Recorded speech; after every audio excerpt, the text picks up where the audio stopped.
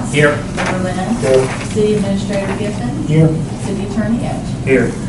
All rise for prayer and pledge allegiance.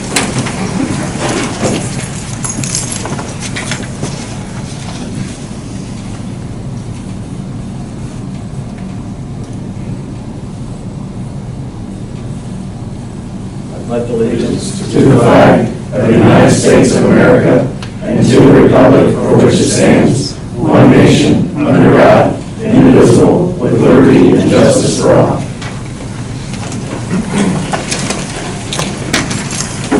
At this time, if anyone would like to address City Council, go up to the podium, give your name, address, and then you can speak.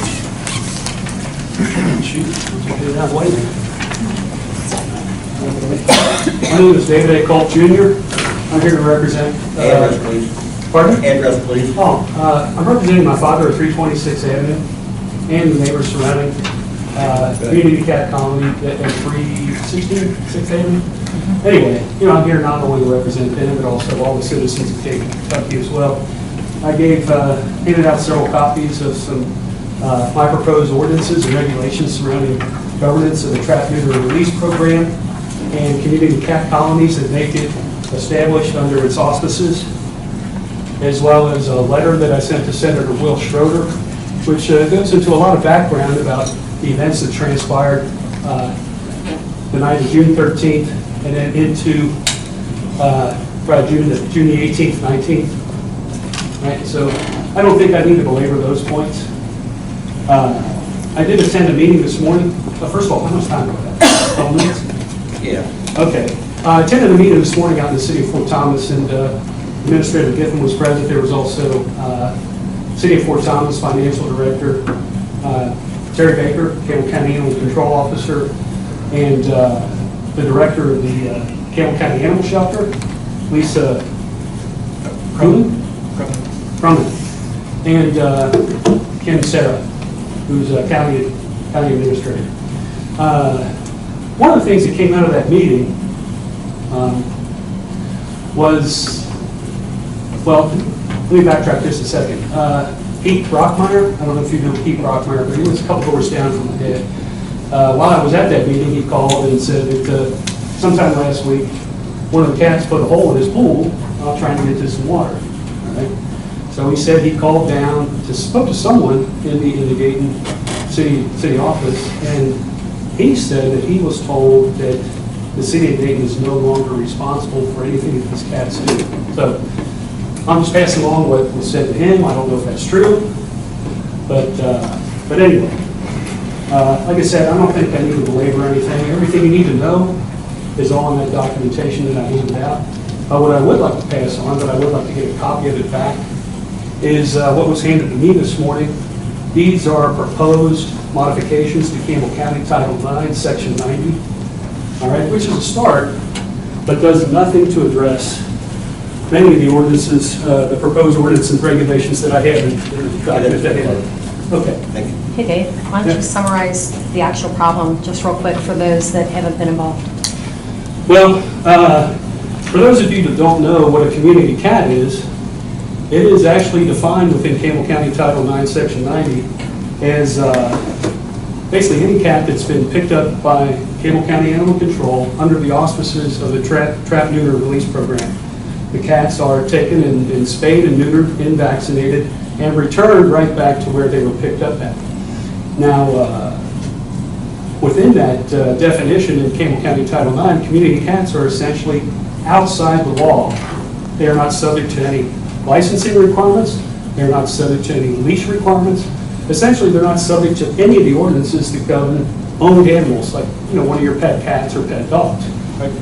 So what happened next to my dad's house is essentially there was a colony that sprung up without any of the neighbors' prior approval, and well, what happened, as you can imagine, these cats started to roam around and defecating and urinating on all the neighbors' flower beds, mulch beds, urinating on porch furniture, scratching. Gary Miller lives behind the property. He's working on an old Trans Am, scratched the cover, or scratched the convertible top. Gary bought a new cover for that car, tried to protect it. Cat scratched a hole in that. Heck, I got a picture on my phone that I took just a couple nights ago. Cat sitting right on top of the car when I went through the alley. So, bottom line, well, what happened after about 2 months or a month and a half of my dad and his neighbors trying to get this situation resolved through all the channels, working through Dayton city officials, going to the county and such, I finally got fed up and said, hey, Dave, can you help me out? Can you look into getting some traps? Because we're going to start trapping these cats. So that's what I did. Went to Lowe's, picked up 2 Havahart Model 1092, which are humane traps. You set them, put some food in the rear. There's a little trip panel. Once the cat steps on it, front door closes. Totally humane, right? That's what they're designed for. So my dad and Pete, they trapped a couple cats. And one night, though, one of the cats Gary trapped, when Jennifer went out to pick it up, started wailing. So Jennifer hot-footed up the alley, put it in the truck, right? And then the girl, who was the colony caretaker, came out to the alley, and she didn't see a cat, but she heard the cat, right? And then my dad comes out at the same time, roughly, and then Tiffany starts asking my dad, hey, I want the cat back. And my dad's like, I'm not giving you the cat back. We're going to release the cat. I don't know, did you see a cat? And then, so she calls the founder of the Tri-State Noah Project, who also demands my father turn over the cat. And again, he refuses, so then the cops are called. Cops showed up, and cops said, hey, they're legally within their rights to trap a stray cat on their property. Right? So what happened the next day is the Tri-State Noah Project took to Facebook and accused my father, well, didn't name him by name, but said a man living in the 300 block of 6th Street in Dayton, Kentucky, who was chasing cats with shovels and baseball bats, and hit a cat in the head with a shovel. Well, you can imagine what happened when some of these animal rights people started to follow that Facebook page. They began asking, hey, where's this guy live at? What's his name? Does that, I live close by. Is anybody coming? And they were willing to come to my father's house if they could only find out his name and actual address with shovels and baseball bats. So understandably, my family was in fear for my father's life.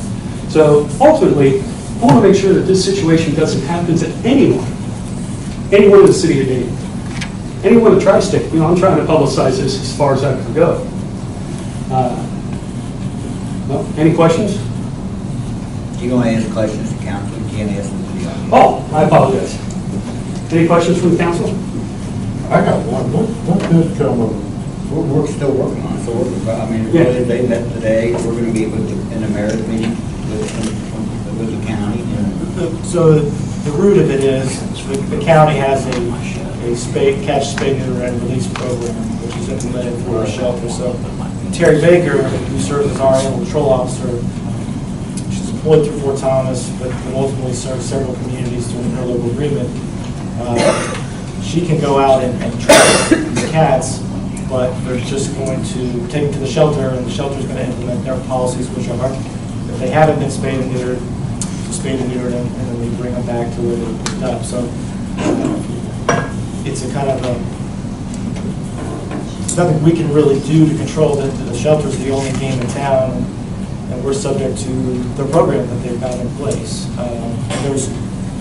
I'm not here to dispute whether the program is going to work long term. They have research available that claims it will. It's a little controversial, but the root of it is we had one person that they had to deal with, a tenant in town, that didn't follow the recommended guidelines of the program and was taking upon herself to feed and harbor these cats, which, as you can imagine, made the situation worse. The problem we have is we can't go get the cats. We have nowhere to take them to the shelter, and they're just going to go back. So they've been dealing with a difficult situation that, in my opinion, is tenant-related. That once this person no longer is in the community, which is, as far as I know, is in the works, I think you'll see the problem in that area get better. Will all the cats go away? Probably not. There are still going to be community cats. But what we've been discussing with the county and what other cities have been discussing with the county is this program and the program long term. But until the program and the county and the shelter go in a different direction, this is the program that's implemented. And unfortunately, we're bound by the program because the I just said, the shelter's the only thing in town. There's an addition to that. I'm Shannon Culp, I'm Dave's sister, and Dave Culp Senior's daughter. We actually have animal control on camera delivering 2 40-pound bags of food to the lady next door.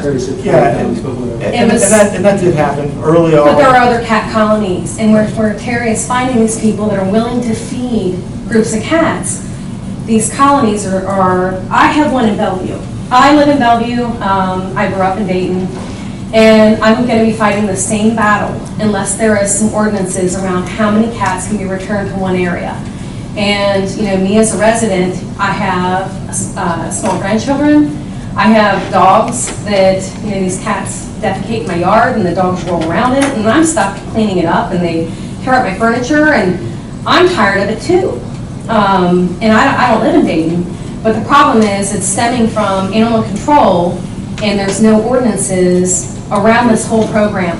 The other problem is once these cats are released, there's no other vet checks. In a couple of years, none of these cats will have rabies shots. None of them will have any vaccinations. None of them will have any kind of veterinary checkups.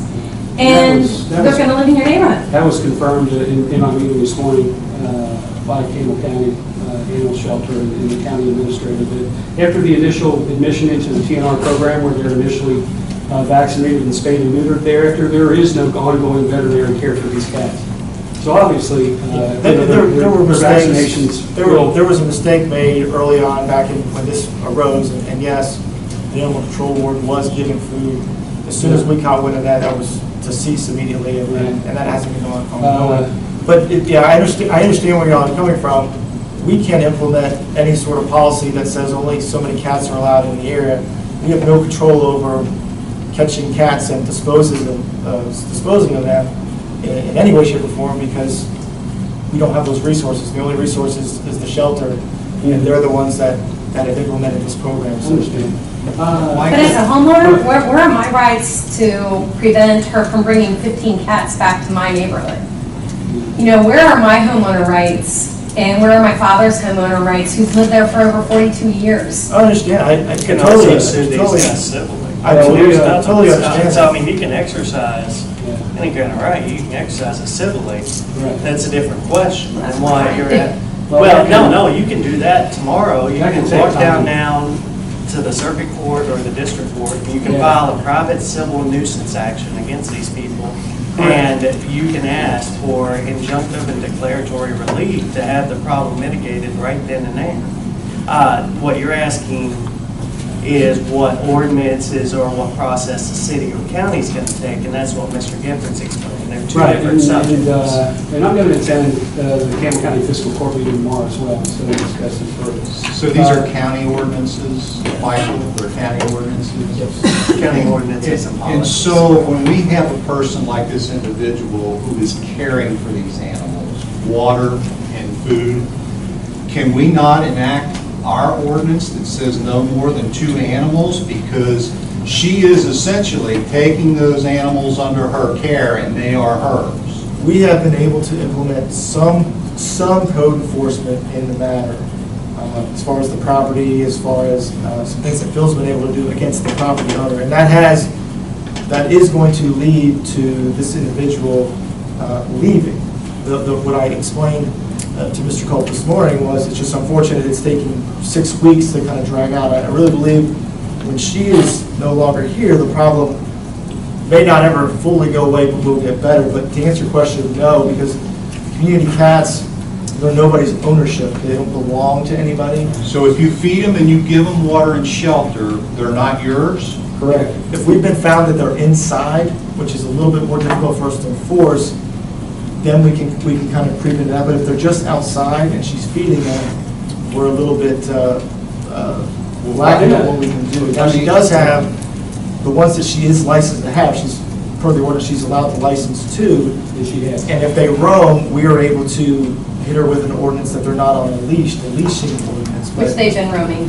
As far as the cats. So, Mr. Edge, is there any way we can adjust our ordinance that says if you are caring for, feeding, and providing water and shelter for animals, they are considered to be yours and need to be licensed? Well, to a certain extent, that's when you prove that they had to be licensed. The problem is actually a step past that is, what do you do? Option one, take the animals. Well, we can't take the animals because they go to the shelter, they get called community cats, get sent right back to us. And we're back in that same But if we circle. find individuals- But our other option, which is what we've been exploring, is using code enforcement to try to at least cite the property owners. But there's that kind of middle ground of, no matter if you say, well, they're feeding them, sheltering them, well, describe to me what feeding them is. Cat food in a bowl, okay, that seems pretty obvious, that's cats. What if it's human food laid out just by the trash can that didn't get in the trash can? Is that feeding them?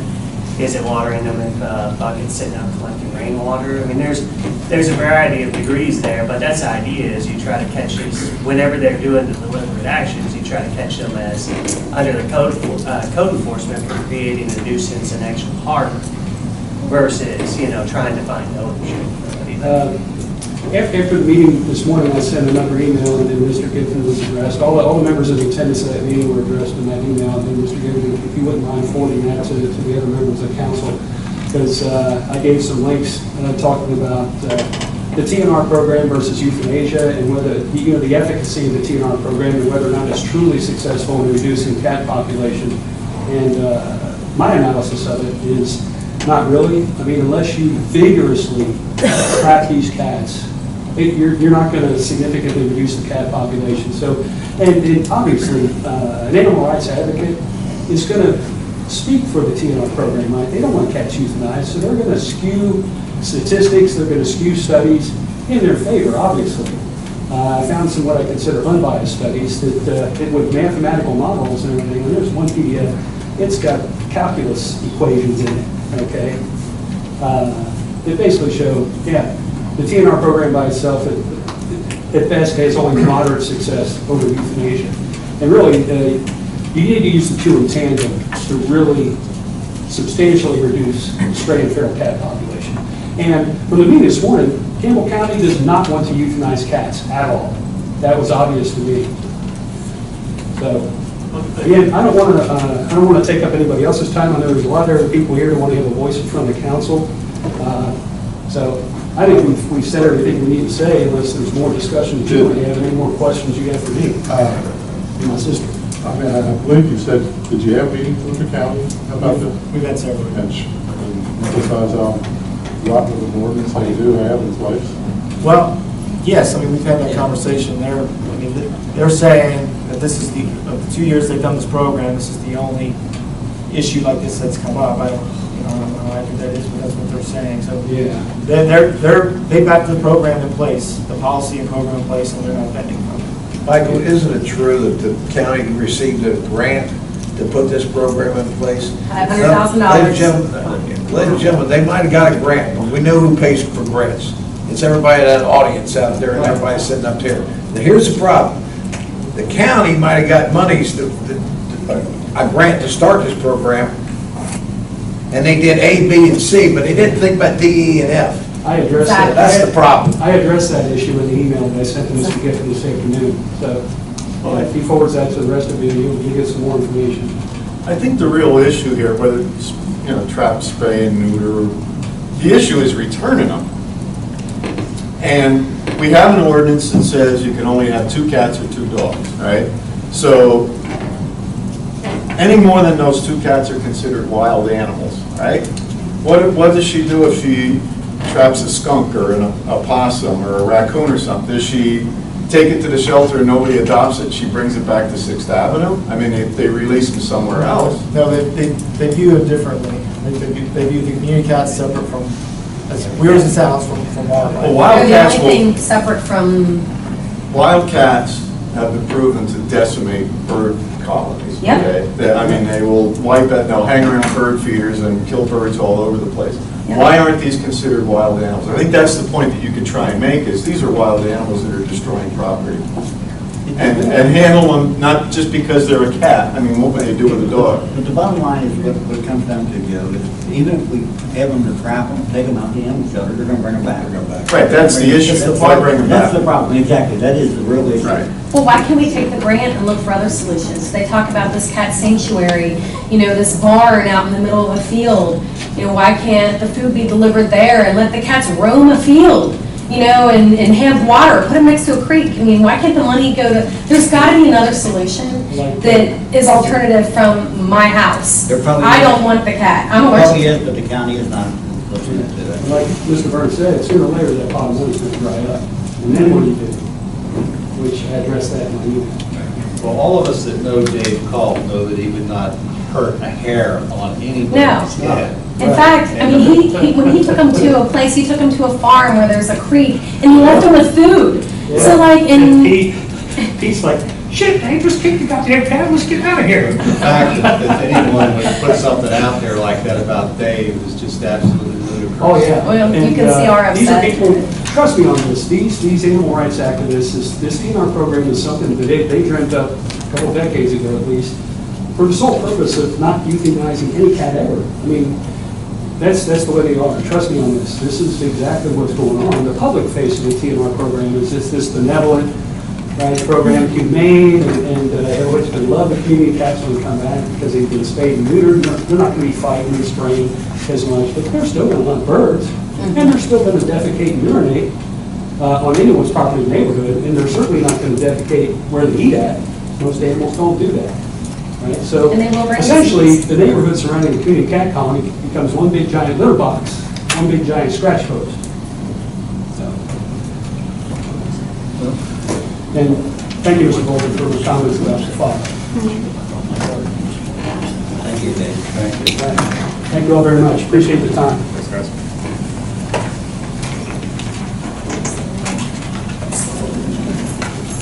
Hello, everybody. I'm Scott Basler, 231 6th Avenue. I see on the agenda that we're going to be going over vacant property registration fee. Since I don't get to speak after the fact, and I don't know what you guys are going to say, I just want to have some suggestions as far as as the ordinance reads now, it's not very complete. It doesn't mention anything about when a home catches on fire and the regulations after that of how long it can be until it's considered vacant. Also, there is also no means or anything in the ordinance that suggests that the person that is being owner of the property doesn't have any due process to stand up against whatever ordinance there is set in place. So I just look to you to maybe consider adding and making more detailed ordinance. Thank you. Thank you.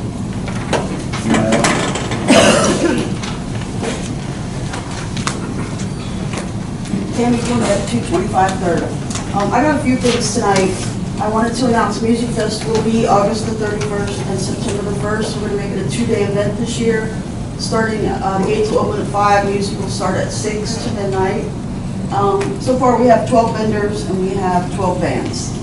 A couple of things on that.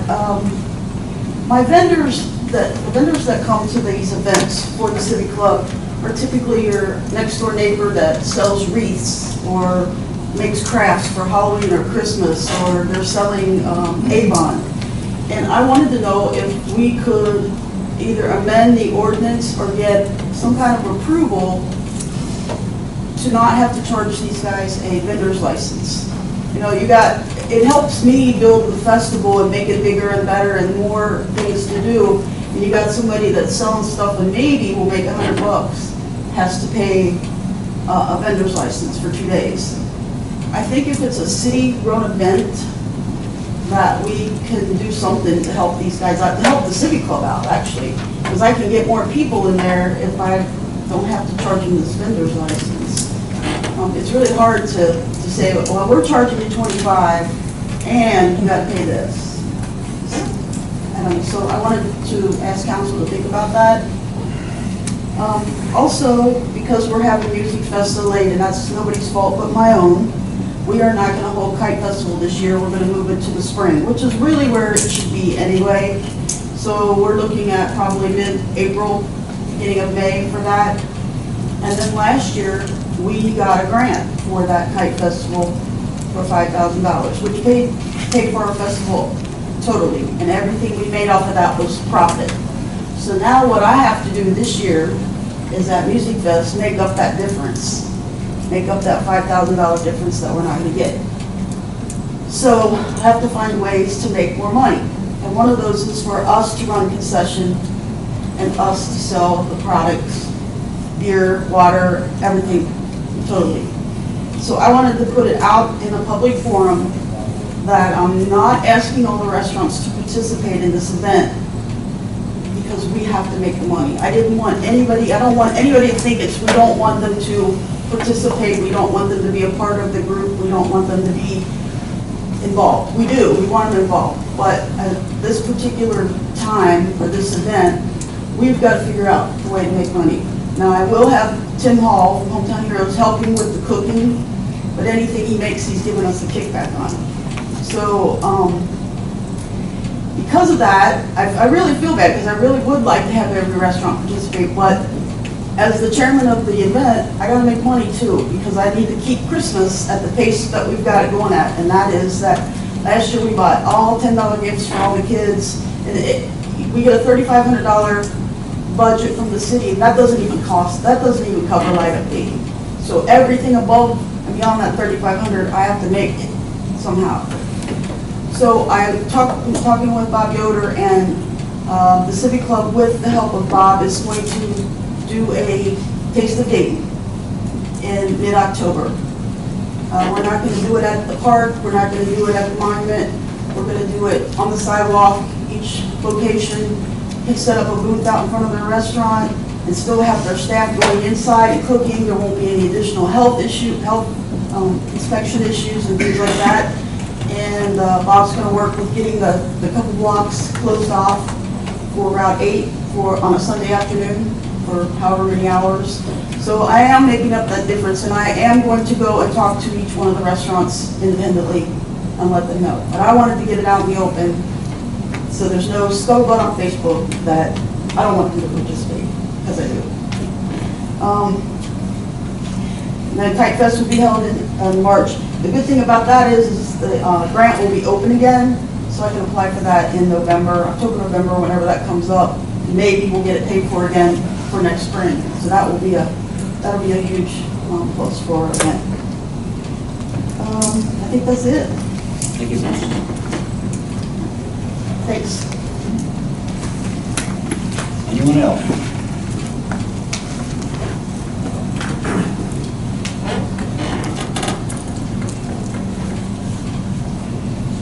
Kathy Gordon, 314 4th. Last time I was at council, which I think was 6 weeks ago, give or take, I mentioned something about the stop sign essentially missing or should perhaps be moved or something at 5th and O'Fallon.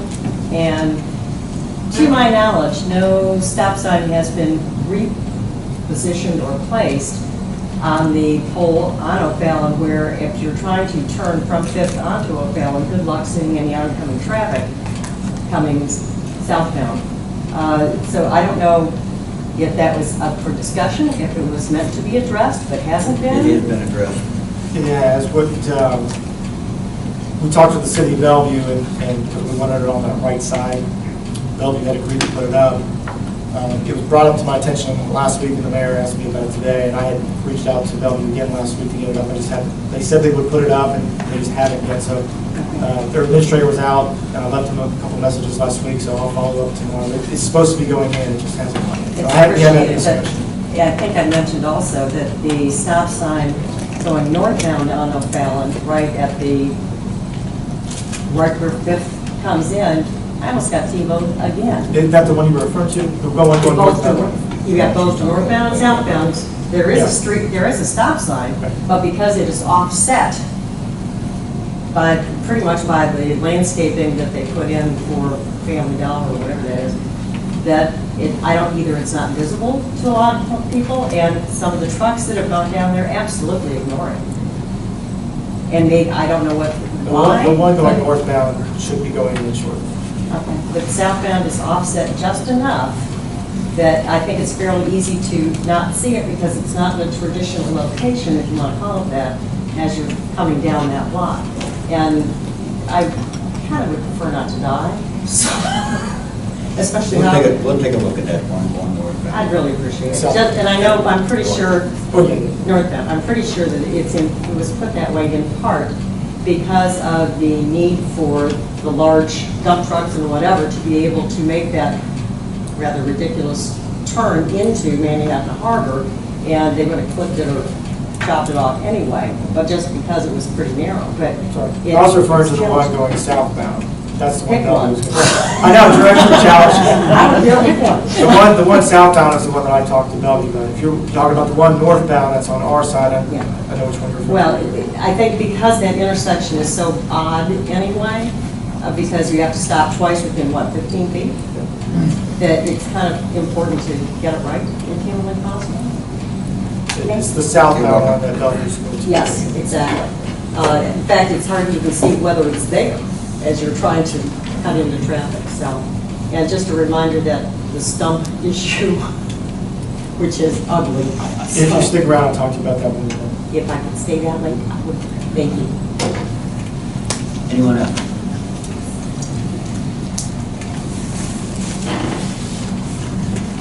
Hi, I'm Jill Lorenz from the Catalytic Fund, and I just wanted to tell you all about our Beyond the Curb event. As you know, we had Bellevue Dayton Beyond the Curb event, Urban Living Tour in 2016, and this year, which would normally be a Bellevue Dayton year, because it's our 5-year anniversary of our fund being fully funded, we decided to do properties in all 5 of our cities. So we are going to have properties in Dayton. It's on September 30th, and I gave Michael some cards.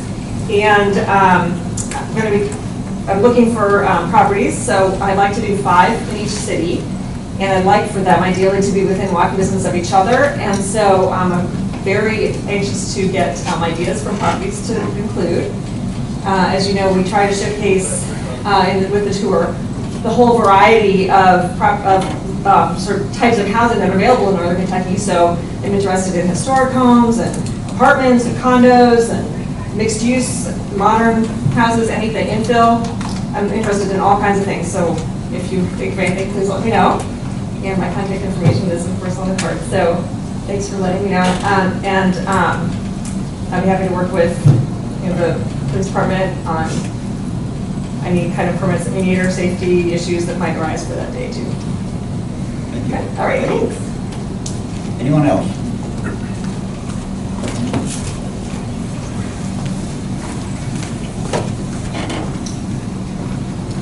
Hi, I'm Beth Neiman, 625 10th Street. I'm chair of the Main Street Board, and I just wanted to touch base on our program that we're having until September 3rd, which is I-8 in Dayton. It's been going well. There's been a lot of interest. We've handed out 1,500 passports for people to fill out. I think it's been increasing interest in Dayton, not just from within Dayton, but from without Dayton. I'm hearing a lot of complaints about it, so I think that's going really well. Our next project for Main Street, kind of with the same interest of bringing interest to Dayton from outside of Dayton instead of within Dayton, is that we are going to have a event in Monument Park or Memorial Park, whatever you want to call it, called Picnic in the Park on August 11th. We have a band, Moonshine and Wine. It's basically bring your own food, bring a blanket, bring folding chairs, and also people are encouraged to get takeout from the participating restaurants in I-8 and Dayton. And so that's happening on August 11th. What was the time then? 6 to 9. We have some questions about beer. The Eagles offered to sell beer and pop, so we didn't have to worry about it at all, but we had some questions about would they have to, if they did that, would people have to stay over there and then come back for the concert or whatever? There's some little logistics we need to work out, or is that They have to stay over there. Okay. Because I know when Main Street did Fall Fest, they were all over the place. They were across the street, they weren't supposed to. Well, the Oh. advantage I got is the blight inspector would work for the ABC. Excuse me, wait, what? The blight inspector used to work for the Kentucky ABC board, and he decided you got to stay on the property. Okay, so it's on the property. So I don't, okay. So anyway, that's it for Main Street. Bob was going to get back to me with some questions. And then also I just wanted to, I've been watching city council meetings for months past, especially the February meeting and the June meeting, and I noticed they are largely inaudible.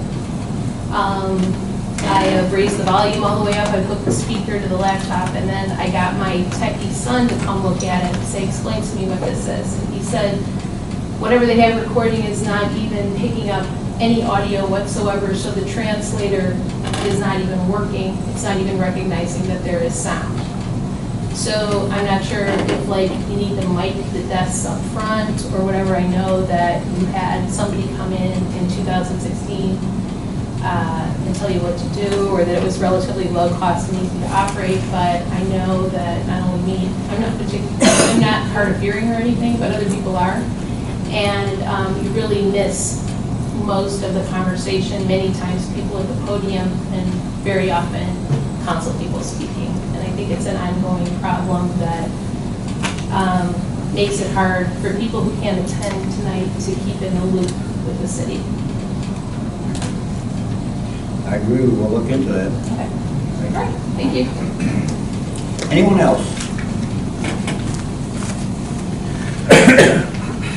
All right, want to speak? I'm all good. Here to learn. Very good. Okay, moving on. Approval of the minutes from the June 5th, 2018 council meeting. So be it. Bill? Second. Any comments about voting? Any? All in favor? Aye. Opposed? So ordered. Next is second reading of ordinance 2018-7, vacant property registration fee. Donna?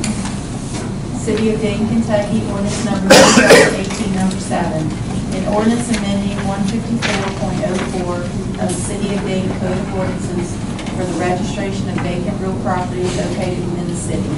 This ordinance adds to the City of Dayton Code of Ordinances 154.04, requiring registration fees when registering vacant property by allowing property owners who have listed the property for sale or attempting to rehab the property for resale or occupying may obtain a second deferment from paying the registration fee for a period of 180 days and a third deferment from paying the registration fee for 90 days from the city, if the owner provides proof that a reasonable effort is being made to sell or rehab the real property. And that's the second reading. Any motion? I make a motion we approve 2018 number 7. Motion by Denny. I'll second. Second by Jeff. Any comments? Just, I think what Mr. Basler brought up, I think what he's asking for is that if there are some kind of extenuating circumstances, so if you're rehabbing a house and you've been into it 6 months and all of a sudden half of it burns up, do you only have another 6 months to finish the rehab? And the way this ordinance reads, I would say that's the way it is, yes.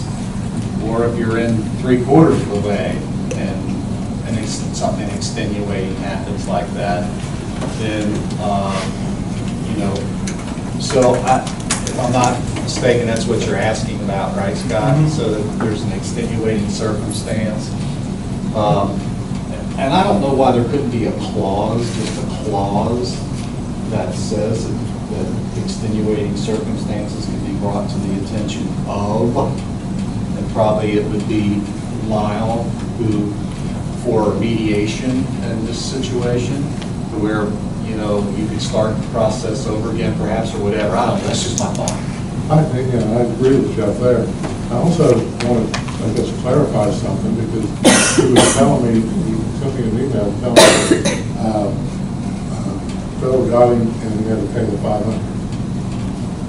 We changed some things in this ordinance to give people basically time to where they don't even have to pay the $500 unless they go beyond that 15 months of flat don't do nothing. That's the way I originally thought that where we were headed with this ordinance. But it's one of these things where you have to definitely take it upon yourself, you know, and I'm not sure if everybody knows that we have this ordinance, But if they don't, and they don't register it, where they caught Scott, and then boom, he's got to pay the 500, even though he is actively working on it, to me, he's doing what we asked in this ordinance, to be making improvements by those timeframes we put in there. Yeah, we've run into that a couple of times where there have been people that should have registered when this was initially passed and didn't. I think is that what you're alluding to? See, that's what I'm trying to get to, you know, is that what, because like we originally said, we're not trying to get rid of all this thing for $500. But with these guys, whenever Mr. Lyles whenever he provides them a notice first, which is a warning saying, hey, you're not registered.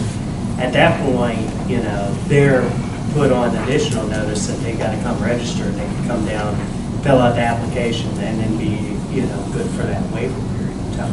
There's people caught in the middle, though. There's people caught in the middle of when it was first passed.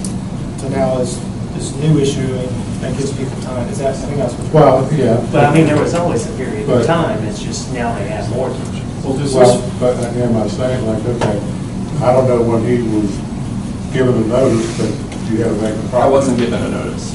Okay, but he had to pay the 500. Now, I thought, you know, like, if we're going by what Tom says, you get a notice saying, okay, your property's vacant, and you got to go off the paperwork, what have you, and then show progress that you're moving this building along. And as long as you're doing that, you basically, according to this new one that we're getting ready to pass, you're going to have 15 months, basically. 18, right? 15 or 18? 15. One is, we've added plenty of time to it, that, okay, you show that you're doing progress and you never have to pay that 500, unless all of a sudden everything just falls out and you stop working on it. Or that time runs out. Or the time runs out. Well, I think the issue here is this is like any other code violation, correct? He should have the right to appeal to the code enforcement board. And they should make the decision then, rather than us trying to write in 50 what-if clauses.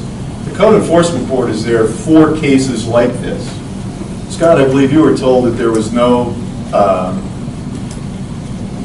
chance to appeal it. Correct. Is that correct? And I think that's where the misconception comes here. Am I wrong on this legally? He has the right to appeal it to the code enforcement board. As long as he appeals to 7 days from the time he's issued a citation. Were you issued a letter? I was not issued a letter. You were just issued a citation? I was given an application when I went into the office to pay something else.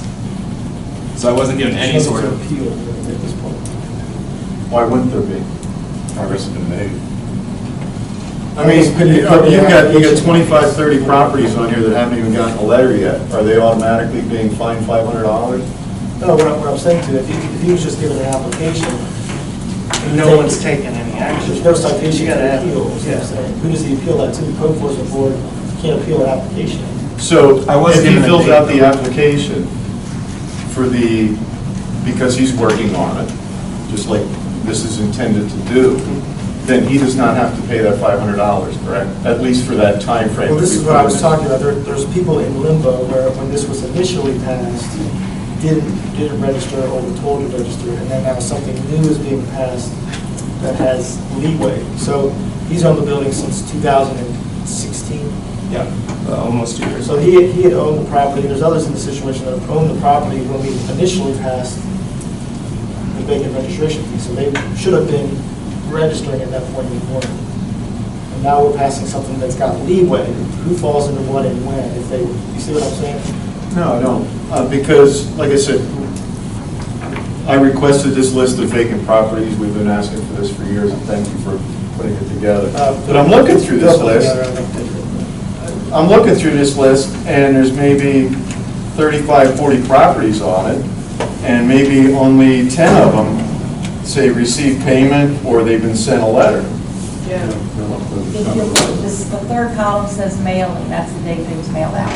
So they've all been mailed, They've all been mailed. So are they automatically, or they would be on the list, they've all been mailed. okay, are these addresses on here automatically owing the city $500?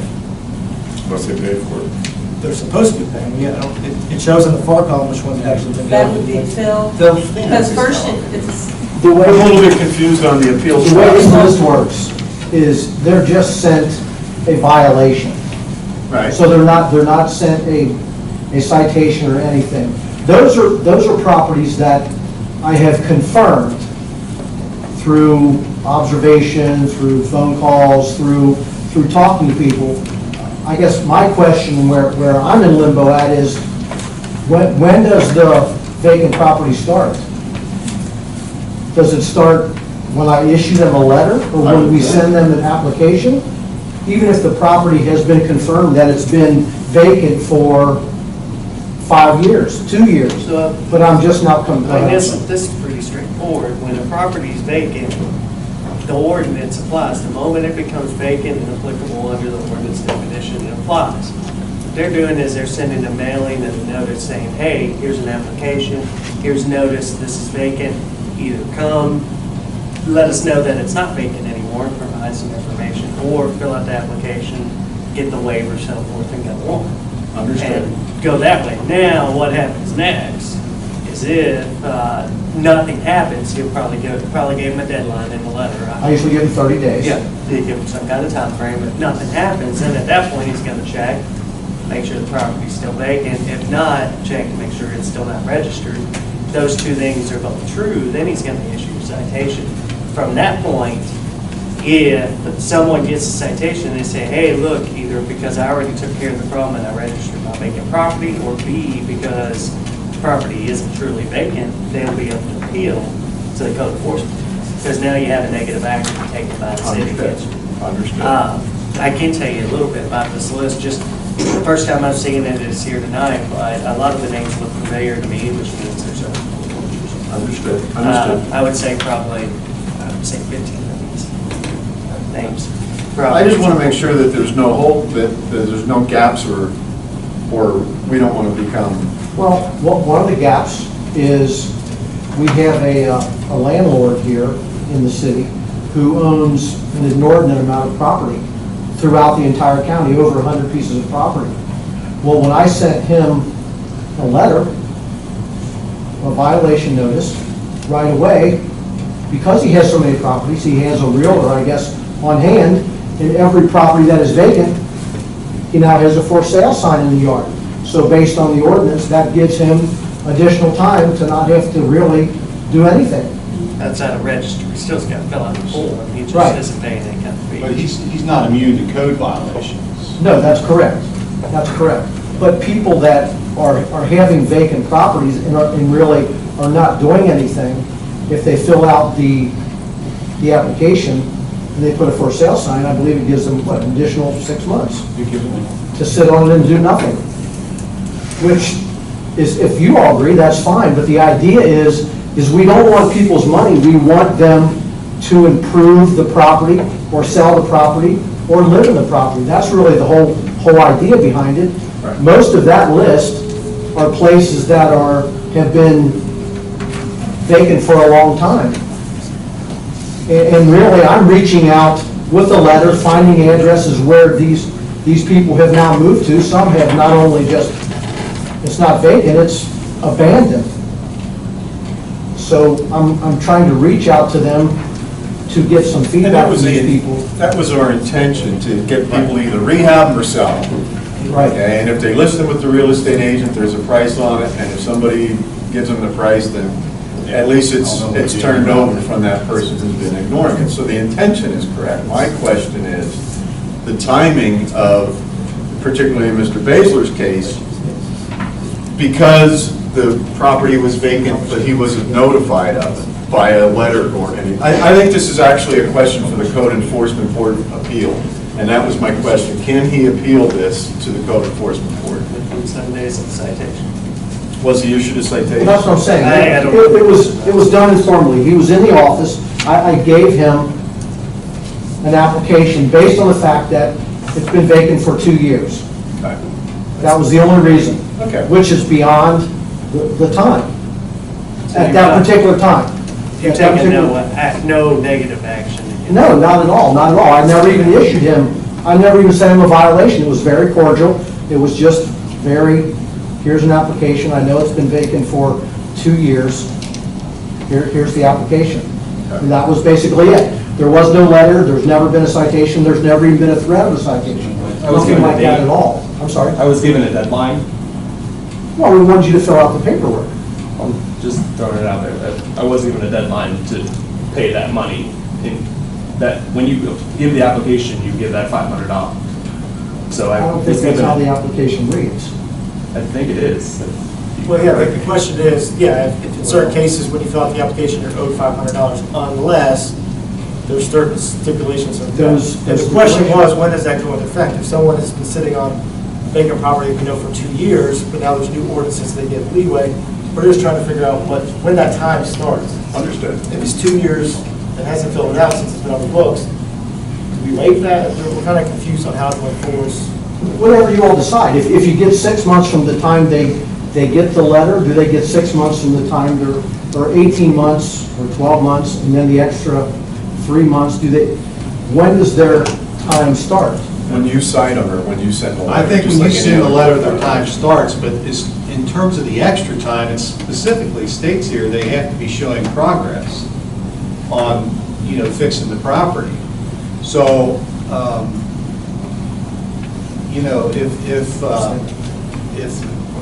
if you send a letter and then 6 months later, nothing else has been done, and it's still sitting there looking the same and it's still vacant, then I would say they don't get the extra time if they haven't made progress on improving the property.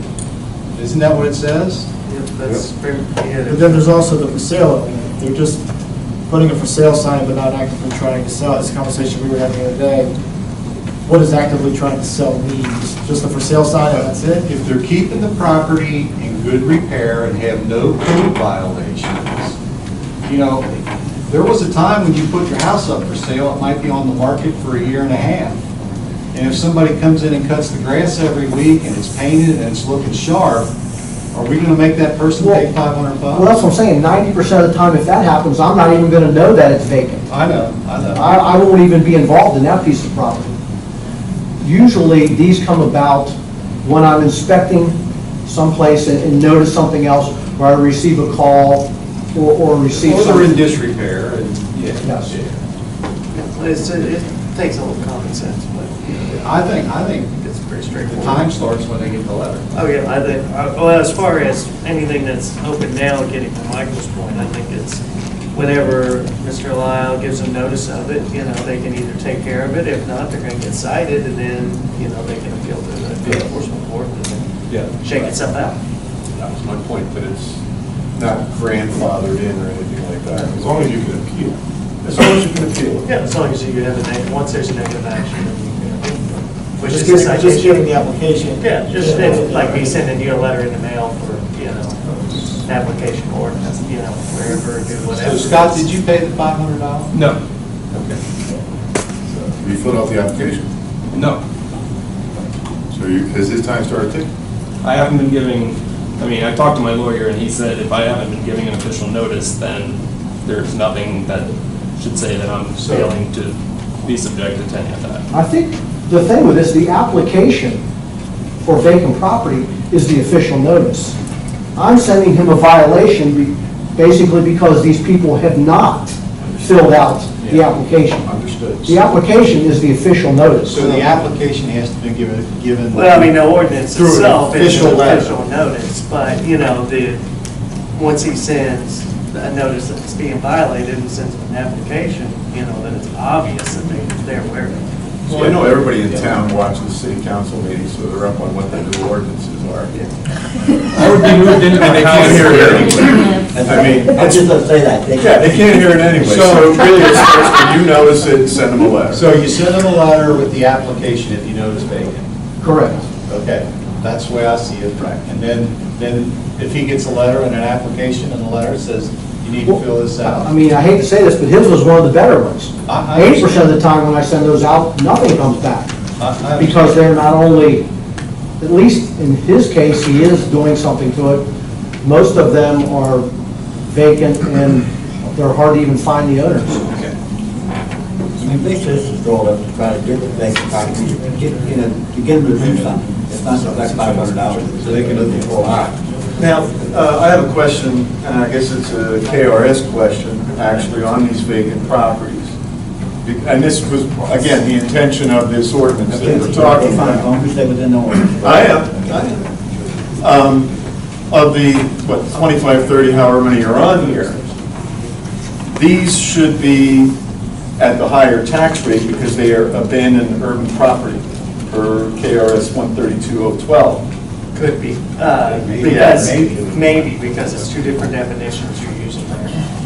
No, it's, I'll read you the KRS if you want, but there's What nothing I'm that saying is says there's that's a different definition between the vacant property, what qualifies as vacant property under our ordinance, and what contributes abandoned property. Now, a lot of times, yes, are those two worlds going to overlap? Yes, but they are two different definitions, so you had to look at them in two different contexts. So my point is, should we rename this abandoned urban property rather than vacant? I don't see why, I don't know what your point is to what purpose that would. I want to hit them with the higher tax rate. So if somebody's We're selling already their getting the house, ones that are Joe, abandoned at are you gonna- gonna charge them more if they're selling their house? If, under KRS and under our ordinances, with an abandoned urban property, they get charged the higher property tax rate of 0.75. But abandoned's different than vacant. That's what I'm asking him. Why isn't it the same? Because it's two different That statutory means somebody moved schemes. out and nobody moved in. It's two different statutory schemes, and the vacant property ordinance has its own definitions and outline where it's abandoned vacant tax rate increase statute. Right. And any ordinances we derive off of it comes with its own definitions.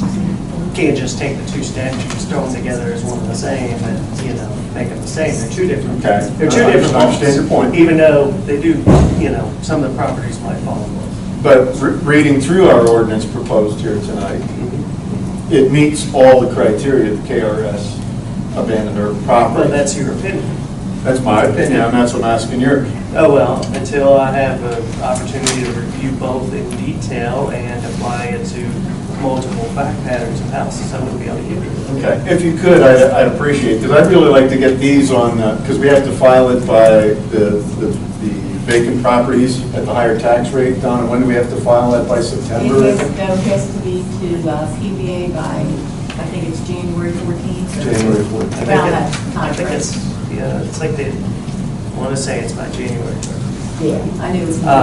But that's for the year coming forward, so. Understood. Like, let's say it's abandoned right now, that won't come around until January 30th next Understood. year to be on that 2019 tax. Right, but I want to make sure that we've got all those ducks in a row, so that if it's applicable, that we have them on that.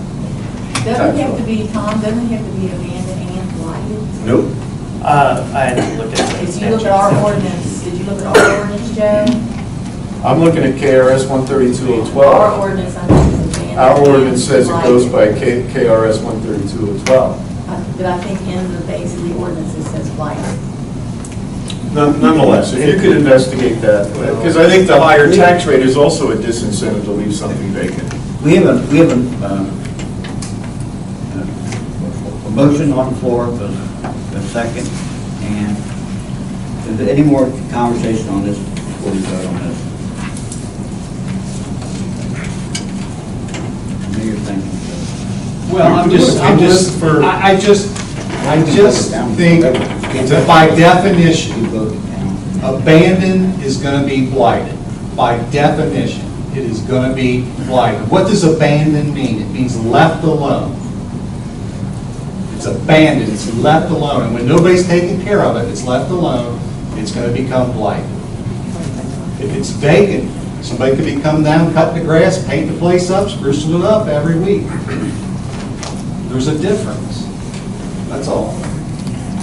Anyone else? Need a roll call? Member Holder? Aye. Member Burns? Aye. Member Neary? Aye. Member Baker? No. Member Haas? Aye. Member Lynn? Aye. So ordered. Next is ordinance 2018-8, closing portions of Front Street and Dodge Drive. City of Dayton, Kentucky, ordinance number 2018, number 8. An ordinance closing and abandoning an unimproved portion of Front Street and Dodge Drive. This ordinance closes and abandons the unimproved portion of Front Street and Dodge Drive and returns the property to the adjacent property owner, the City of Dayton, in accordance with Kentucky Revised Statute. It's a second reading. Need a motion? I'll make a motion to adopt ordinance 2018, number 8. Second. Motion by Jeff Hall, second by Phil Burns. Any comments? Roll call, Donna. Member Burns? Aye. Member Neary? Aye. Member Baker? Aye. Member Haas? Aye. Member Lynn? Aye. Member Holder? Aye. Ayes have it, so carried. Next is ordinance 2018-9, amending budget for 2017-18. Donna? City of Dayton, Kentucky, ordinance number 2018, number 9. An ordinance amending the City of Dayton, Kentucky's annual budget for the fiscal year July 1st, 2017 through June 30th, 2018, and estimating revenues and resources and appropriating funds for the city to the full extent authorized by KRS 82.082. This ordinance amends the budget for fiscal year on July 1st, 2017 through June 30th, 2018 for the general fund, municipal aid fund, park board fund, parks, economic development, TIF, and Sargent's Park fund by authorizing $20,000 to be appropriated to the line item Vine Street Park. Second reading. Motion? I'll make a motion to adopt ordinance 2018, number 9. Motion by Jeff Hall, Second. second by Daniel Lynn. Any comments? Why did this come out of the park fund? That's why it's. That's what's amended. That is? Okay, not out of the general fund, but out of the park fund. I'll work. Okay, thank you. Any more comments? Roll call. Member Neary? Aye. Member Baker? Aye. Member Haas? Aye. Member Lynn? Aye. Member Holder? Aye. Member Burns? Aye. So ordered. Next is ordinance 2018-10, budget for 2018-2019.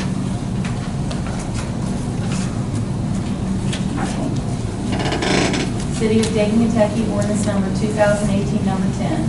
An ordinance amending the City of Dayton, Kentucky's annual budget for the fiscal year July 1st, 2018 through June 30th, 2019. It has an order amending, but it's not amending. Go ahead, just. Okay. In estimating revenues and resources and appropriating funds for the city to the fullest extent authorized by KRS 82.082. This ordinance approves the budget for fiscal year July 1st, 2018 through June 30th, 2019 for the general fund, municipal aid fund, parks, economic development, TIF, capital outlay, and the Sargent's Park Fund. And there was one change on the ordinance that you received under capital outlay. The total resources available for appropriation, the $464,000 was not brought down, so the $464,000 will just be carried down to that line item. And that's the second reading. Need a motion on the budget? Make a motion we adopt 2018-10 with noted changes. Motion by Bill, Second. second by Jeff Walters. Any comments? I do, sir. I've talked with Attorney Edge about this, and I know that this administration and past administrations for years have been taking $65,000 out of the park budget, giving it to Public Works under the guise of cutting the flood wall, maintaining the flood wall. While it may be legal, I don't think that's correct because that's not part of the park system. It is public space, just like any other space in town, but I personally think that no, it's not. You put a park ordinance in front of us with the specific acreage of each park earlier this year that we passed, and I think Gilman Park was like 4 acres, or it was strictly Gilman Park. The flood wall is not part, it's part of the TIF district, but it's not part of the park system. And I argue with Kenny Rankle over this, and I still don't like it. I think between that and the 12.5 for the park board. It is part of the park, and even the park fence is going to the park.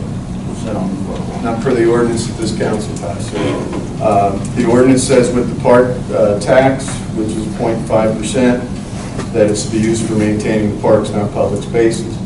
I would prefer to see that that $65,000 and the $12.5 in park salary be kept in the park fund, and any expenditures that are done by Public Works should be line itemized against that, against the park board fund. Just saying, take a 65 out, I mean, that's a full-time position there, 365 days a year. So on that point, I don't think it's correct, although it is legal. The capital improvements under economic development and demolition under economic development were previously part of the general budget. Demolition, I don't know how that's economic development. Michael, you and I have talked on it, but I disagree. Capital improvements of $200,000 with no definition, no clear definition of those projects and the amounts involved is a little bit wide open. Those are my points, sir. Anyone else with any comments on this? Joe, are you suggesting that the money for the cutting of the flood wall be itemized and taken out of that fund, or not? I don't think it should be taken out of the park fund. I think it should be taken out of the general fund. It's just like a street or a vacant lot or anything else. It's not part of the park system. Our parks, we've got Jamestown Pike Park, which you say is done. I wouldn't take my kid there. We have cracked basketball courts. We have improvements we want to make at Gilwin and Sargent Park. Taking that $65,000 just to cut the flood wall for 8 months out of the year, I think is, I don't agree with it. Anything else, Jeff? Anyone else with any comments?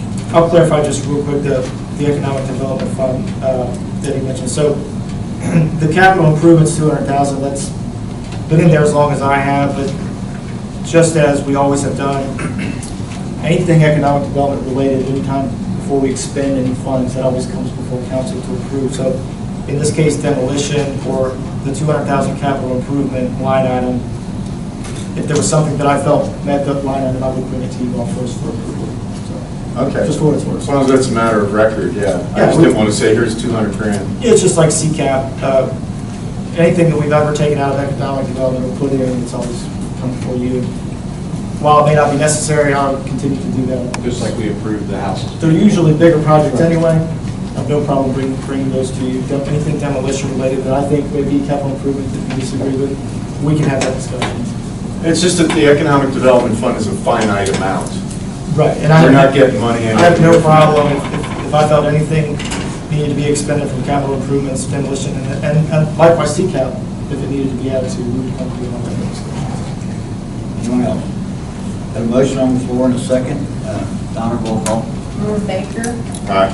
Member Haas? Aye. Member Lynn? Aye. Member Volter? Aye. Member Burns? Aye. Member Deary? That's a no. Okay, so ordered. Next, order 2018-9R Tapestry on River Project bonds. City of Dayton, Kentucky, resolution number 2018-9R.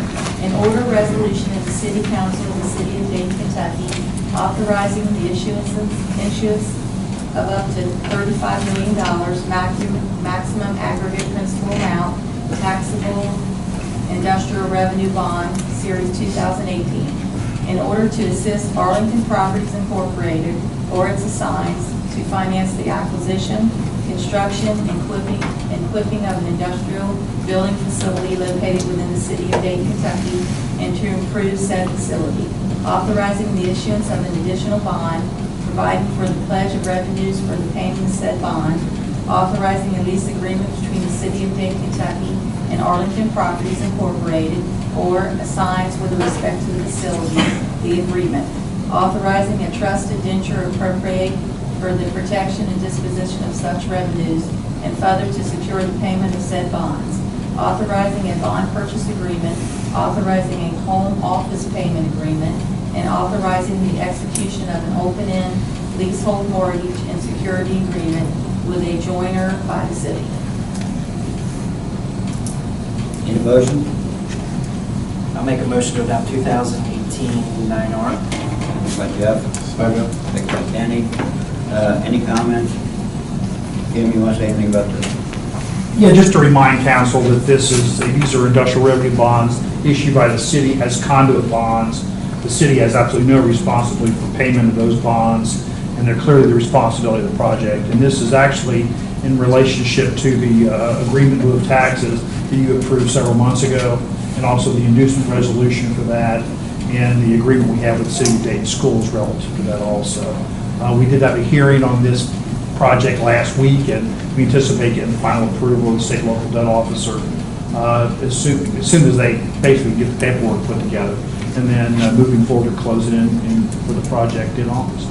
Thank you, Jim. I figured it needed, like, Yeah, clearly, it's not $35 million of city debt. This is clearly the debt of the project and the developer. We have a motion, second. Any comments from council? Roll call, Don. Member Hoss? Aye. Member Lynn? Aye. Member Moulder? Aye. Member Burns? Aye. Member Geary? Aye. Member Baker? All right. So ordered. Thank you. This time I'll turn it over to the city administrator. Thank you, Mayor. I just have one thing on the agenda. Bob has been kind of re-advertising an older ordinance that we've had on the books, Chapter 3707, property reassessment moratorium.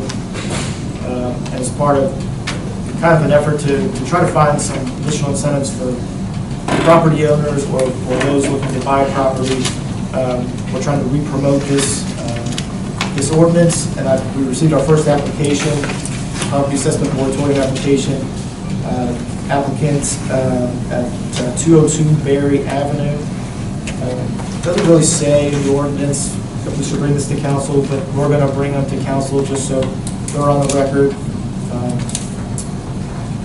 Without further ado, if you have any questions on the application, I'd be happy to answer those, but the applicant meets the qualifications set forth in Chapter 3707, so I would recommend a motion to approve. Your motion? I'll make a motion that we accept the property assessment moratorium application. Motion by Baker. Second by Lynn. Any comments? Is this a precedent that we'll have to approve every one of them, or is this just an unusual case? No, I'll plan on bringing them. Unless we want the administration to approve them. Well, that's the way the ordinance reads, that it's administered by a code enforcement. Okay, we can approve them. That's the way the ordinance is written. Fine. Well, we'll do them. All in favor?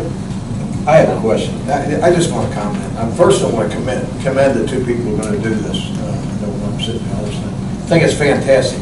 My only problem with this is that this ordinance was wrote back in March of 1997. Now, we've got about 3 inches of the ordinance, and I don't sit around at night reading the ordinances up. So, you know, I think Mr. Derry brought up one time that we need to go through these ordinances, and something that's over 20 years old, we need to look into. I have no problem with it. I think it's great, but like I said, when this was sprung on me yesterday, I contacted Michael and said, what ordinance is this? And he sent it to me today. So, you know, like I said, I think it's a great ordinance. I mean, I think it's great that these two people are doing this, but and I know Bob wants to promote it, and I think it's great he wants to promote it. But, like I said, when you promote something and council don't know about it, and somebody on the street comes up to me and says, what about so-and-so? I'm going, well, let me look into the ordinance. I don't know about it. So, you know, we really need to look at some of these ordinances that are about 20 years old. I'm thinking some of these ordinances are so antiquated that it's just not right. Like I said, I think this is great that the two parties want to do this. I think we're trying in every effort to try to move the city forward, to clean up what the I agree. areas now. I agree. We need to do this. I mean, this is a good idea. Oh, I think it's a great idea. I'm glad you found the ordinance. I think it's a great idea, but if you let us know in the future you're going to think about doing something, Bob, Okay. please let us know the ordinance. All in favor? Aye. Opposed? Abstained? So ordered. Anything else? That's all I have. Is Michael good taking questions now? Yeah, I have this. Michael, I first want to compliment you about the weekly reports you give out. One of these weekly reports you said that you was going to give us an update on the sewer covers Do you have an update on that yet? Because I've been looking around, and I know there's 2 or 3 within the city, and we really need to get something done about some of these sewers. I think it's a safety hazard. The one on Urban Terrace is a safety hazard because the kids walk down the street and school's getting ready to start. Yeah, it's been a little frustrating. We have them all inventoried, and we've gotten quotes for all of them. What we've been trying to do is most, if not all, get broken by the garbage company. And so we've been arguing with them to fix and repair them. As you can imagine, that hasn't been easy. We have gotten them to agree to fix one, and then I'm in negotiations with a city, with a business down in the industrial park that I know whose truck broke the other one. Whatever ones we can't get reimbursed, we're going to fix here, hopefully with our fall paving. What we're also trying to do is not just fix them the way they are. We're trying to put in brand new drains that are on the street so that there's no curbs to be broken and it doesn't cave in the drain. So we are aware, we have everything inventoried, we have prices. We're going to try to get it done quickly this fall and hopefully get some money back, but ultimately some of it's going to have to come out of the city funds. But we're aware of all the ones that are broken with inventories. One last comment, and I mentioned this to you, but I want part of records. That sewer grate at 9th and O'Fallon, you know the one I'm talking about. I just saw where we're going to put $500,000 to $750,000 houses up there. It's atrocious. It needs to be fixed. I don't care if it's the sanitation or if it's water company or the city. It needs to be cleaned.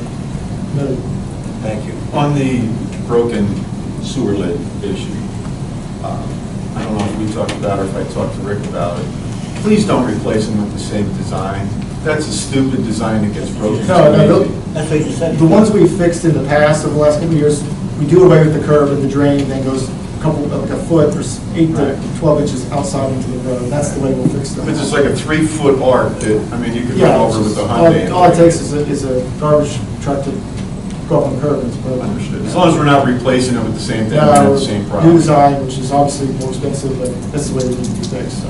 Understood, thank you. Anyone else want to ask Michael any questions? Yeah, I want to tell him something. Great job on the budget last year. I would like to particularly commend, I'll use Bill's word, the police department for only using 62% of their budget. The public works for only using 70% of their budget. Well, I mean, we budget these things for worst case scenarios. And the fact that some of the departments and building services also did a great job. I know we're locked into a specific dollar amount, like with the fire department contract.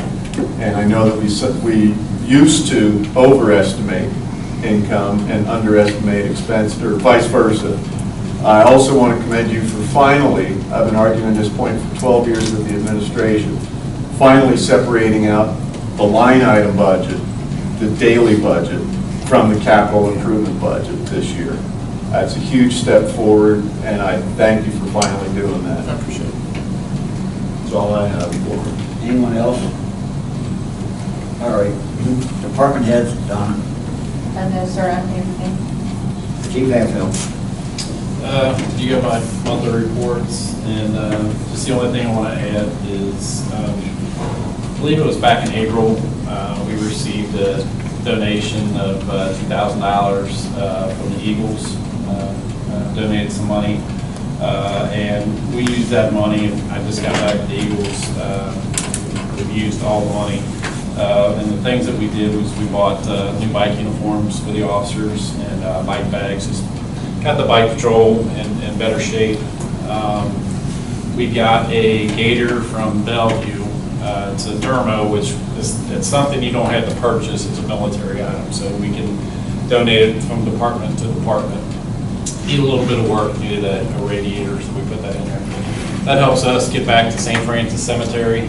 We can't get back there with cars because they've really, put a lot of rocks back there, so we're really bottoming out our vehicles, and we've had to have them towed out a couple times. It's just hard for us to get back there.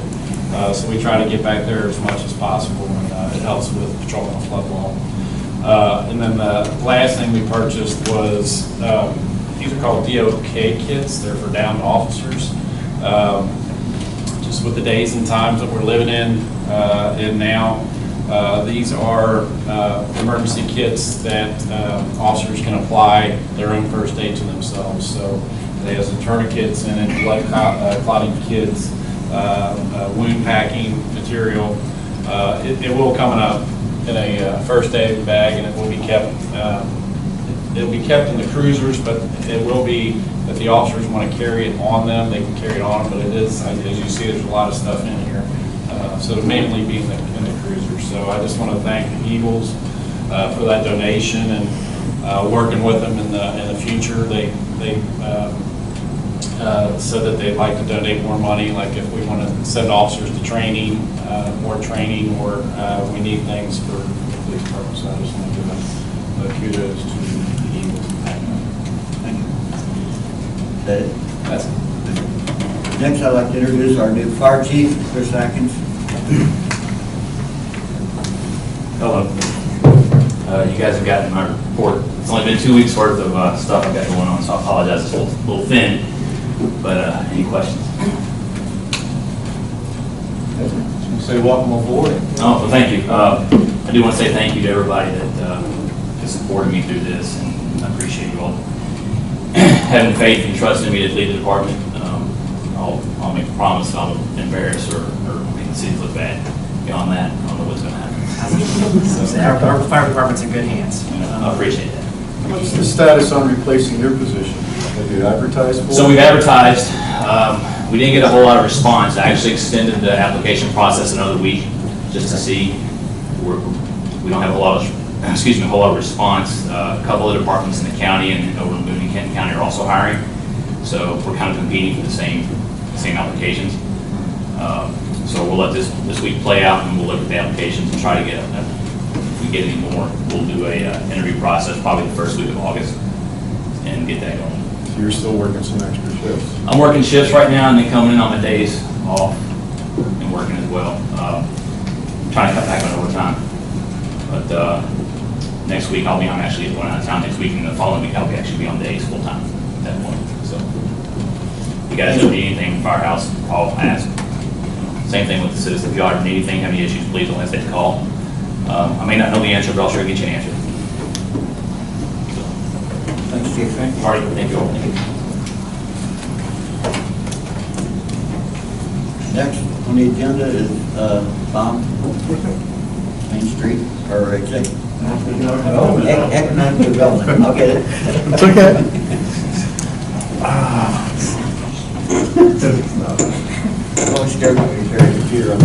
Oh, this is gonna be. Got some, every quarter I come up with the CCAP, what we've spent. This is the final, for last year. I'm gonna go over that. We were under budget, so that was good. We had a good year.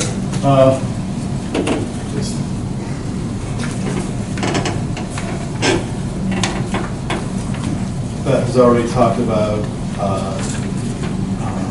Dayton and the picnic in the town center. That's a great thing. It's great to see the Main Street Board doing that. A couple things in economic development. Some of these things,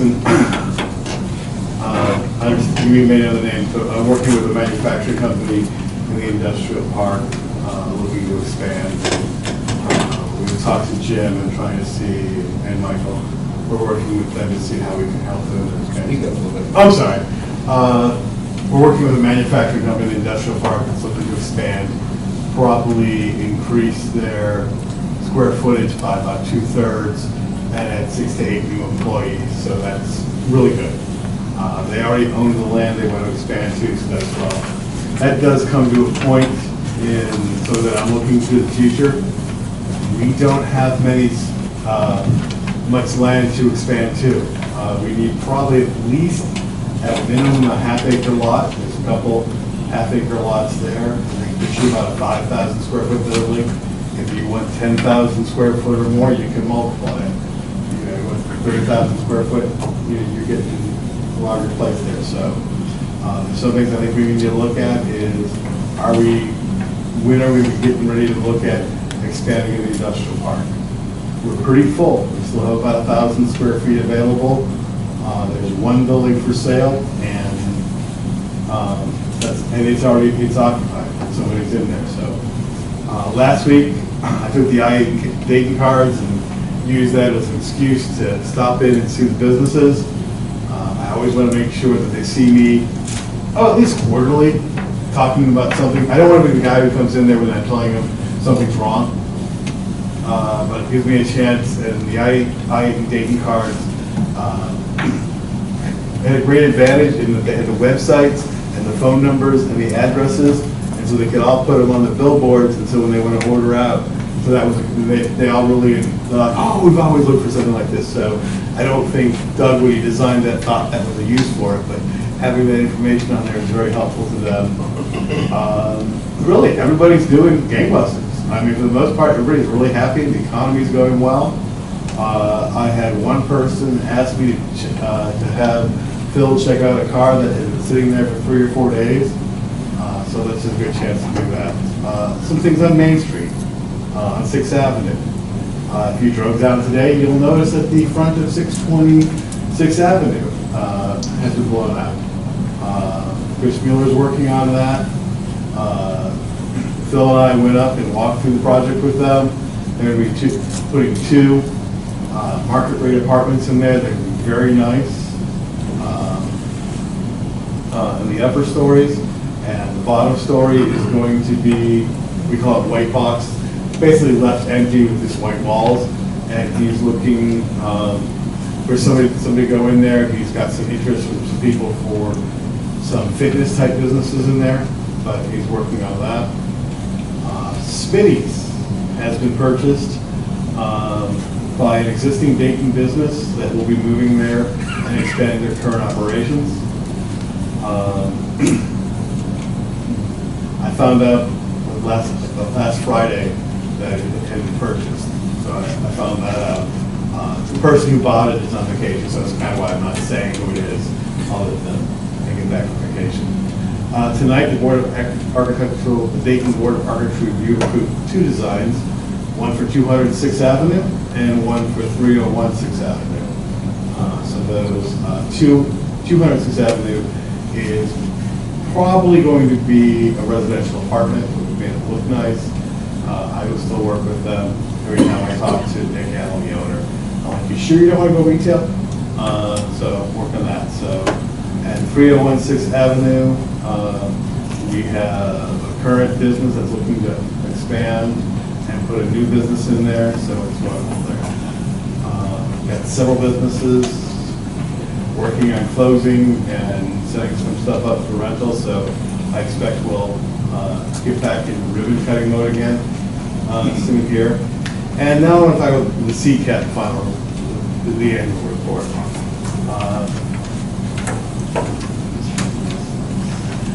I've hidden all the previous years, but just kind of looking at there, one thing I want to point out, we'll start at the end of it. From 2015-16, we spent $39,000. In 16-17, we spent about $23,000.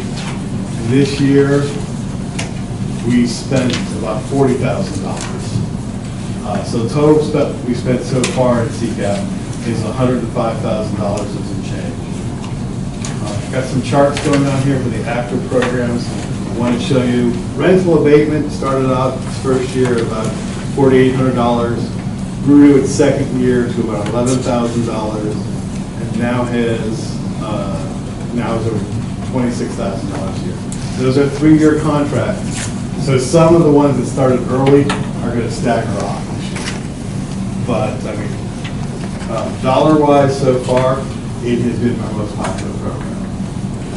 Facade and structural, we spent about $14,000 in 2015-16. In 16 and 17, we had no facade and structural projects. Last year we had 2 for about $9,000. So signage is put up here. It ranges between $4,500 and $5,500 a year.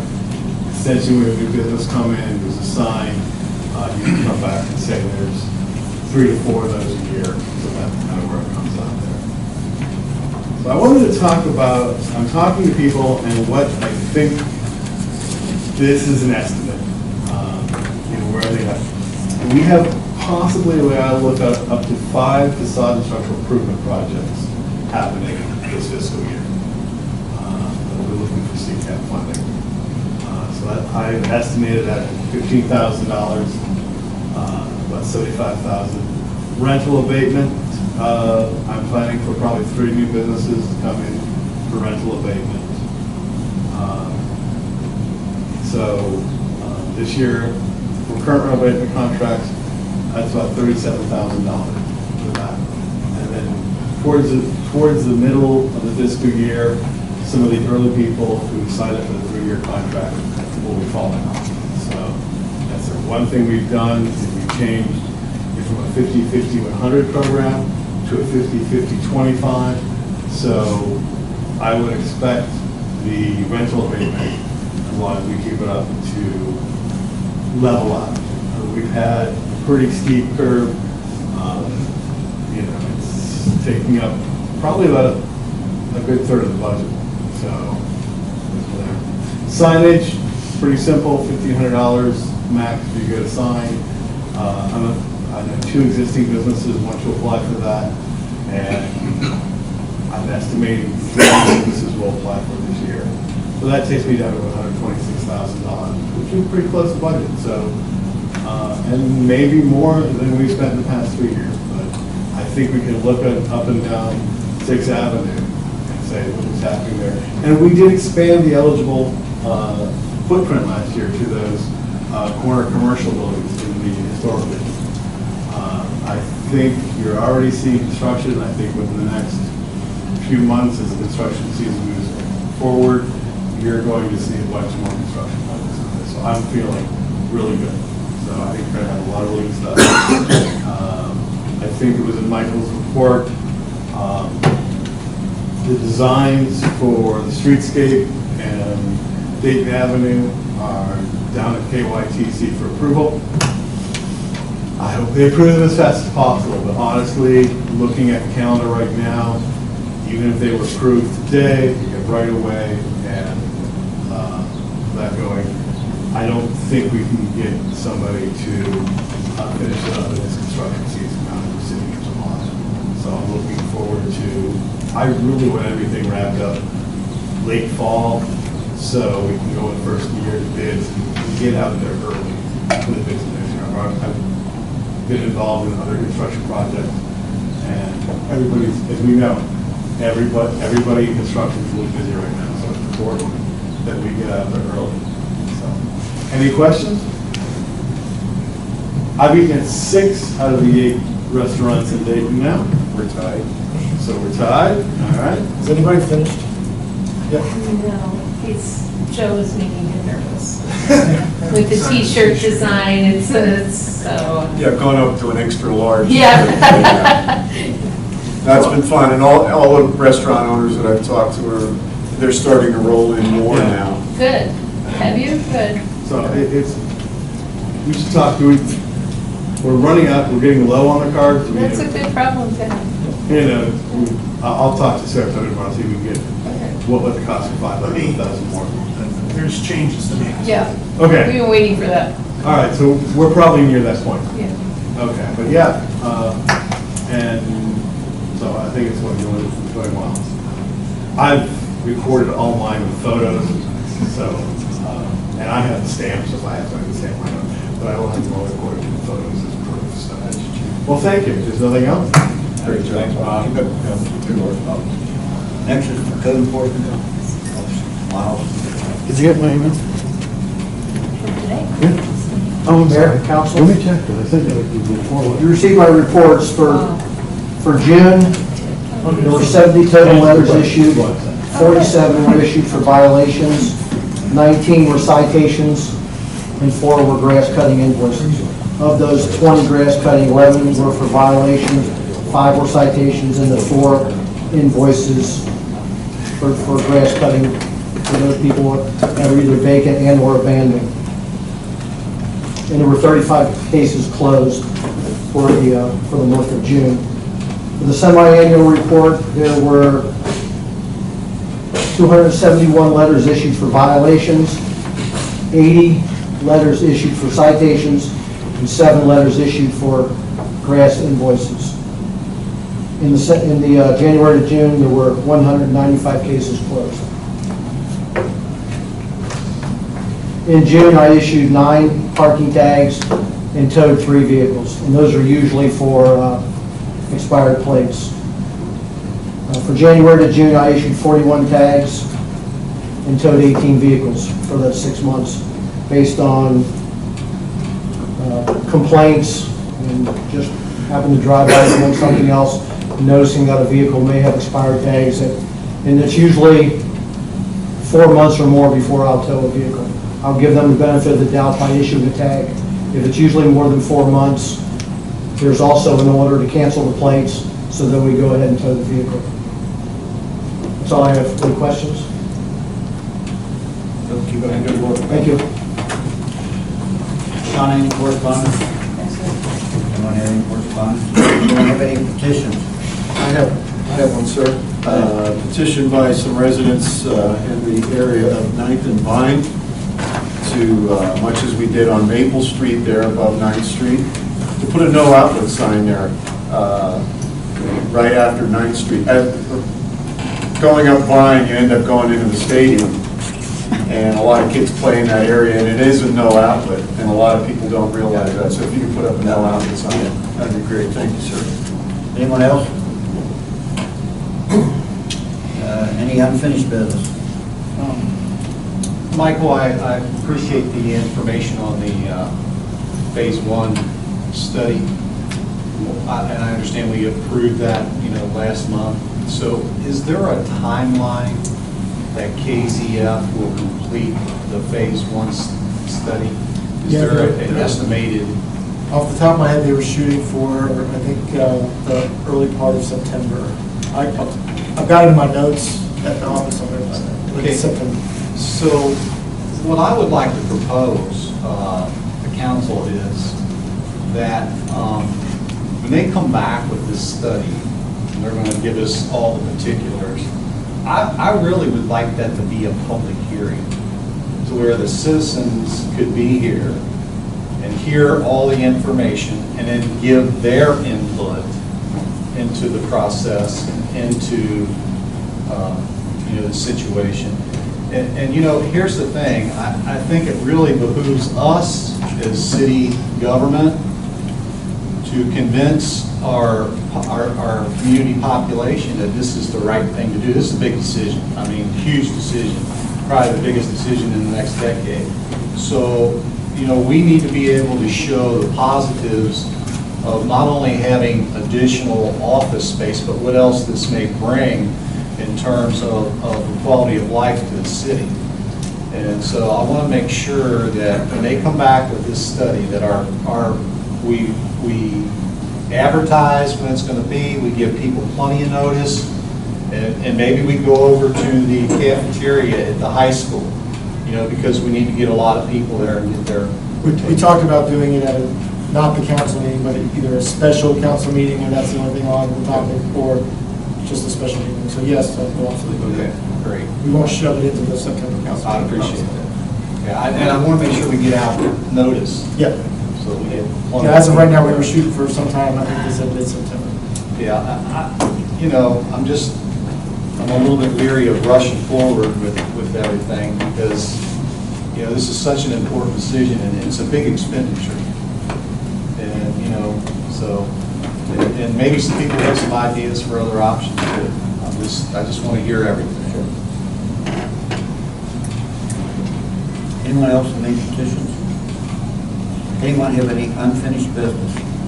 Yeah, let's talk about unfinished. Jamestown Pike Park. What is the status on that? That's what he said. The designs are down at the state. We're waiting for approval. We can't move forward with the right-of-way portion until the state approves the design. So that's tied into the 6th Avenue bump outs? Yeah, so they're tied together. So that's what he was saying. It's likely by the time we get approval from the designs, moving the right-of-way, we're not going to be able to start construction this year. So what he was saying was get through all that, get the designs approved, get them right away. You know, in the wintertime, that way spring, we're the first to get out for a bid for construction. Can you share the designs with council at this point while we're awaiting approval? Sure, yeah. I don't think I've seen a You've rough outs, out. but yeah, I'll send the first I'll send the proposal. whole thing out. I wouldn't think anything will change on the state level. It's just a formality, so I can send those out. Yeah. My question is on Jamestown Pike Park in particular. I know the sidewalk is part of that, we're leveraging that grant. But when this was originally proposed years ago, swapping it for Walker Field or Mary Ingalls Park or whatever it was, the developer, the riverfront, was going to actually help us grade that, fill it in as needed.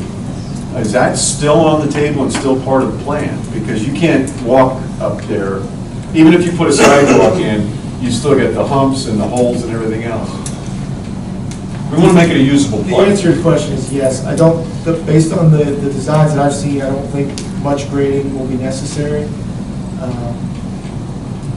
But yes, the developers have mentioned to me that they'd be willing to help in no time being. If you could reaffirm that with them. Are you talking about in the park or just the trail, just in general? The park.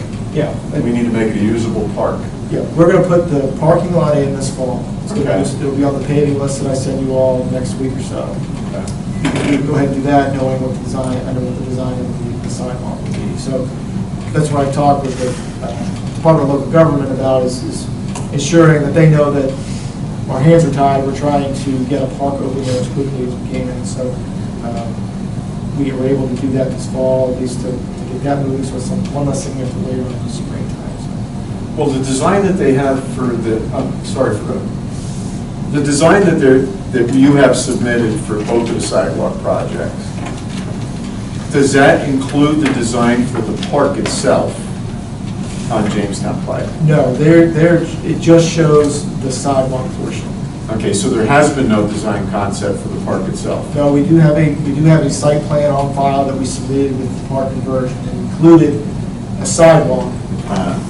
But the Department of Local Government and Homeland, and the National Park Service are aware that we're not doing all at one time. That the first phase was to get a parking lot in and the sidewalk to get the park open. It met the requirements of it being a passive park where people can either walk to or ride to and walk and get exercise. We have other things in the site plan that we would like to implement over the years, some of which we already started to do, like we planted some trees there last fall. We're going to do more of that this year. And other kind of aesthetic elements that we'll just have to do when funding is available. So we do have a site plan idea. Nothing definitive yet. No, it's something we can always alter and change. It's not something that's set in stone. We do have a full outline of where certain things can be. Okay. I just don't want, we pave it, people go up there with their kids and they're rolling around in that stuff up there and getting hurt. That's my concern. Yeah, I mean, we don't have the money to do it all at once, but at least to get it graded or somewhat safer. It's intended to be a walking and biking park. It's not intended to be a playground, at least the site plans that we submitted. All that can change. You're not locked into anything except for the sidewalk, which I think you're necessary. Is Belmont, Upper Belmont still included with this sidewalk thing? Is that We whole designed up there? No, it's on the design. Yeah. We've submitted that with the design.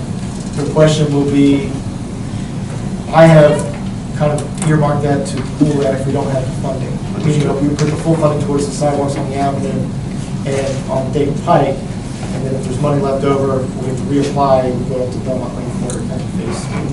Okay. So we're probably looking at next year at the earliest for. Right now, the earliest is like next spring for construction. All right, thank you. That's all I have, sir. Anyone else have any unfinished business? Anyone have any new business? I got something there.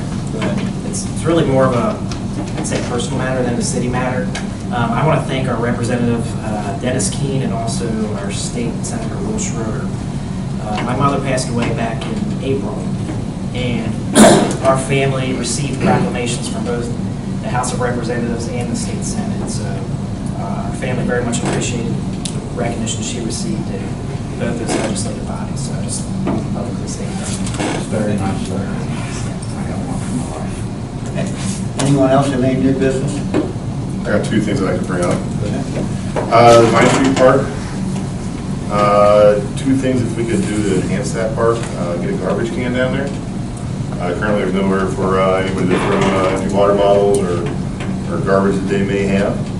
Second of all, so I'm all kind of put down there. We've got some, I think we've got some extra city ones. The black ones? Nice one. Yeah, that'd be nice. Big and heavy. And second of all, is the same with that park is the lighting. There's really not much lighting down there. Kids are congregating down there after hours, and maybe we can put some lighting in there. They'll make them go home and study.